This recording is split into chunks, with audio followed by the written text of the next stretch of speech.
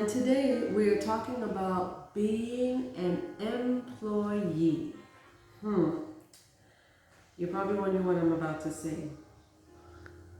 Well, you may not like it, but I'm going to say it anyway. Because, quite frankly, it's the word of the Lord, and we all need to know it, right? Right. So let me share with you what the word says in Ephesians 6. Ephesians 6, verse 8 specifically says, "The Lord will reward each one for whatever good he does." That's a big deal. It may fall under or fly under the radar, but the reality is whatever you're doing, God is looking at it. And whatever you do, he is essentially judging. And if you're doing good, he will reward you. And obviously, if you're doing the opposite, he will reward you for that too.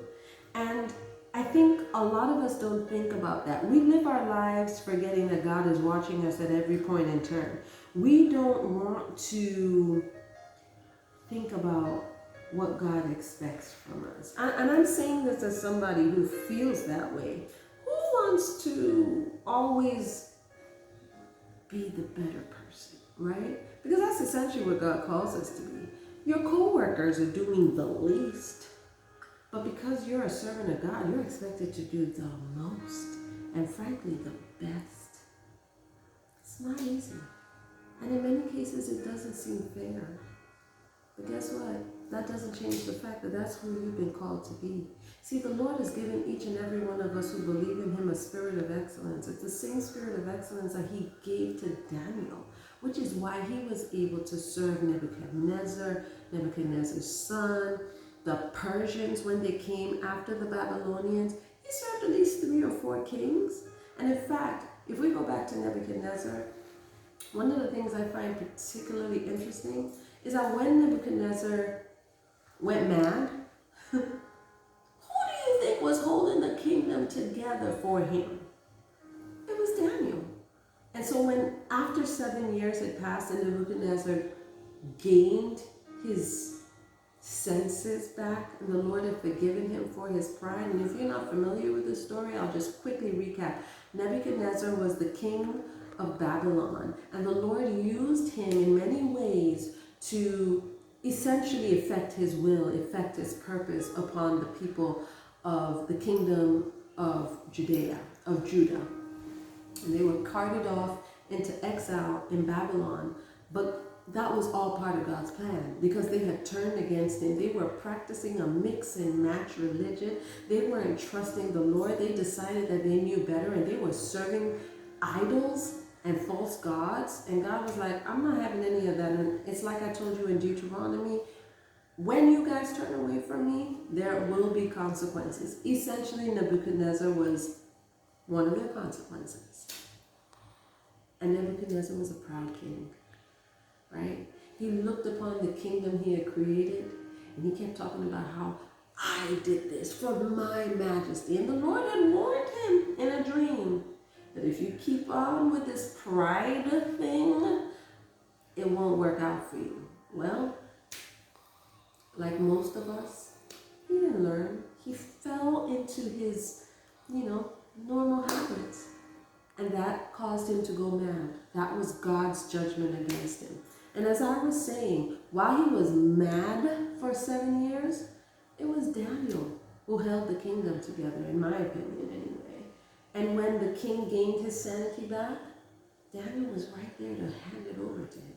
Daniel was a trusted man of God. He was well regarded by everyone else. In fact, every king that came after Nebuchadnezzar, at least the next 3 kings that came after Nebuchadnezzar, if I recall correctly, kept Daniel in their council.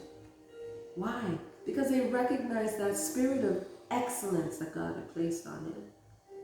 And that's what I'm going to go back to, the spirit of excellence that each and every one of us have when we give our lives over to Christ, when we submit ourselves to the Lord and to his will. He gives us a spirit of excellence. If you don't feel you have a spirit of excellence, I'm calling on you today to ask God to give you that spirit of excellence and to show you how to use it, how to apply it, not for your good, but for his glory, because that makes all the difference. But going back to today's topic about being an employee and being a godly employee, as I mentioned, Ephesians 6:8 tells us that God will reward each and every one of us for the good we have done. Well, as employees, we have to go into our workplace with a spirit of excellence. We need to go into our workplace and we need to work as if we are working for God. That may seem like a tall order, and let's be honest, it is.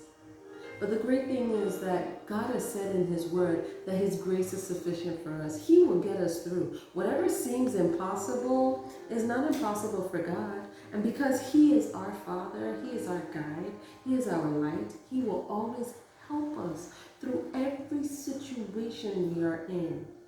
So I want to encourage all of us who are employees for somebody else. I also want to encourage all of us who are employers.